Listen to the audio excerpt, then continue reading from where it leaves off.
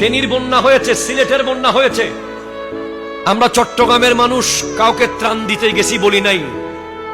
আমার কাছে বিপদ আসলে তারাও আসবে একদিন, কিন্তু আমরা টনে টনে মনে মনে ট্রাকে ট্রাকে পানির বোতল নিয়ে আমার মুসলমান ভাই বলেন, হিন্দু বলেন, বৌদ্ধ বলেন, খ্রিস্টান বলেন, মানুষের পাশে আমরা দাঁড়িয়েছি। কোভিড-19 এর সময় গাউসিয়া কমিটির ছেলেরা কি হিন্দু, কি বৌদ্ধ, কি মুসলিম, মানুষ দেখেছিল, শুধু মানুষ। লাশ কাঁধে নিয়েছে। তখন যদি বলতে 1 লাখ টাকা দিবেন, 1 লাখ দাফন করার জন্য, মানুষ 1 লাখ টাকা দিতে প্রস্তুত ছিল। কিন্তু আমার গাউসিয়া কমিটি 1 পয়সাও নেয় নাই। পার্থক্য বুঝেন। 2 লিটার পানির দাম যদি 600 টাকা হয়, একটা লাশ দাফন করার দাম 6 লাখ টাকা হওয়ার কথা।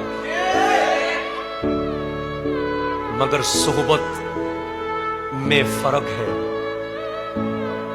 যে 1 পয়সা ছাড়া লাশ দাফন করেছে, যে বিনা টাকায় রক্ত দিয়েছে,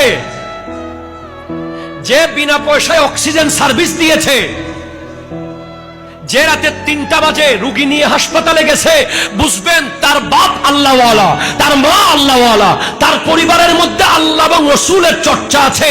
সেটা ইসলামী পরিবার, দ্বীনি পরিবার। সেখানে ইসলাম আছে, কোরআন আছে, সুন্নাহ আছে। ঠিক কিনা কথা জোরে বলুন।